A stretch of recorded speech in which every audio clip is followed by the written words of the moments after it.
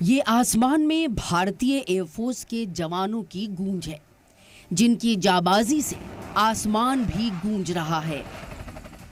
ये कभी ना खत्म होने वाला आसमान भी जिनकी बहादुरी की कहानियां बयां करता है। ऑपरेशन सिंदूर या कारगिल विजय, 1971 में बांग्लादेश की आज़ादी की लड़ाई हो या फिर 1965 की जंग, भारतीय वायुसेना ने हर मौके, हर मोर्चे पर पाकिस्तान को पस्त किया और चीन को चित करने का हौसला दिखाया। और आज उसी भारतीय वायुसेना का फाउंडेशन डे है। दरअसल हर साल 8 अक्टूबर को इंडियन एयरफोर्स डे मनाया जाता है और ये दिन भारतीय एयरफोर्स डे की फाउंडेशन और मुल्क के लिए सेक्रीफाइस देने वाले सैनिकों की हौसला अफजाई में है। इस बार 93वां प्रोग्राम गाजियाबाद के हिंडन एयरफोर्स स्टेशन पर हुआ। हिंडन एयरबेस पर इस दौरान न सिर्फ भारतीय वायुसेना ने अपनी ताकत का मुजाहरा किया, जबकि 97 एयर फाइटर्स की भी हौसला अफजाई की। वो वायुवीर जिन्होंने मुल्क की हिफाजत में बेहद खास भूमिका निभाई, उनको एजाज से नवाजा गया। भारतीय वायुसेना का सूत्र वाक्य है नभः स्पर्शम दीप्तम, जो कि श्रीमद् भगवत गीता के 11वें अध्याय से लिया गया, जब भगवान श्री कृष्ण युद्ध भूमि में अर्जुन को उपदेश देते हैं।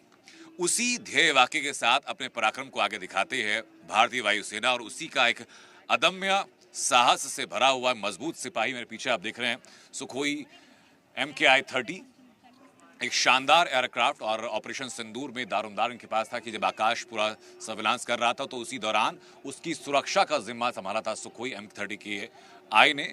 इस टाइम पे सबसे कारगर एयरक्राफ्ट में से ग्लोबली ये समझा जाता है। इसके आपके ठीक सामने देखेंगे जो इसको सबसे ज़्यादा खास बनाता है वो भी है इसकी एयर टू एयर रिफ्यूलिंग की क्षमता, जो कि इसकी एक बार में दूरी तय कर देने की क्षमता को कहीं ज़्यादा बढ़ा भी देता है। IAF chief air chief marshal AP Singh ने परेड की सलामी ली। AP सिंह ने कहा कि ऑपरेशन सिंदूर इस बात का सबूत है कि हमारी तैयारी कितनी बड़ी और सटीक होती है। ऑपरेशन सिंदूर की कामयाबी से फख्र महसूस कराती है। Operation Sindoor is a shining example of what can be achieved through meticulous planning, disciplined training and determined execution. Hindon air force station पर पहली बार इस साल की परेड की शुरुआत सेना के तीनों हिस्सों यानी थल सेना, वायु सेना और नौसेना की साझा टुकड़ी से हुई। इस मौके पर एयरफोर्स चीफ के साथ ही आर्मी और नेवी चीफ भी मौजूद रहे। CDS अनिल चौहान ने भी प्रोग्राम में शिरकत की। जमीन पर जवानों का कदरताल तो आसमान में एयरफोर्स के करतब, जिसने भी देखा दंग रह गया। IF के वो वायुवीर, उड़ान जिनके खून में है और मुल्क की खिदमत जिनके दिल में है, ऐसे जाबाजों के करतब को सब सलाम करते नजर आए। हिंडन एयरबेस पर इस प्रोग्राम में भारतीय वायुसेना ने अपनी ताकत, बढ़ती तकनीकी कैपेबिलिटी का मुजाहरा किया। वही आप रफाल एक देख रहे हैं, भारतीय वायुसेना के एस वॉर मशीन्स में से एक multi role combat aircraft, 3700 kilometre की रेंज, ट्विन इंजन। और सबसे खास बात रफाल की है कि इसमें 3 तरह की मिसाइल लगाई जा सकती हैं। हवा से हवा में मार करने वाली मेटेओर मिसाइल हो सकती है, हवा से जमीन में मार करने वाली स्काई मिसाइल हो सकती है, और इसके अलावा हैमर मिसाइल आप चाहें तो इसमें इस्तेमाल कर सकते हैं। सबसे शानदार बात ये कि जो LAC का एरिया, लद्दाख का जो सीमा का एरिया, उसके लिहाज से, उस भौगोलिक स्थिति के हिसाब से रफाल सबसे ज़्यादा मुफीद, सबसे ज़्यादा कारगर और सबसे ज़्यादा दुश्मन के लिए घातक एयरक्राफ्ट साबित होगा।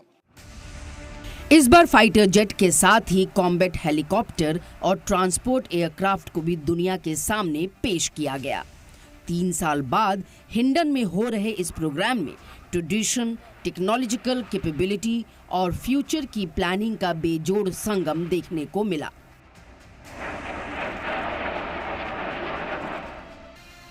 वहीं हिंडन एयरबेस पर इस बार MiG-21 भी खड़ा नजर आया।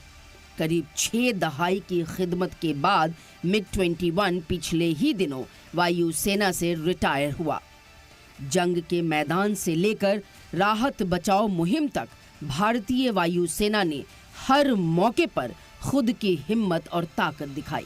वायुसेना के फाउंडेशन पर इस बार फ्लाई पास्ट को गुवाहाटी शिफ्ट किया गया। 9 नवंबर को फ्लाई पास्ट में IAF फाइटर जेट्स के करतब दिखेंगे। ब्यूरो रिपोर्ट, सलाम टीवी।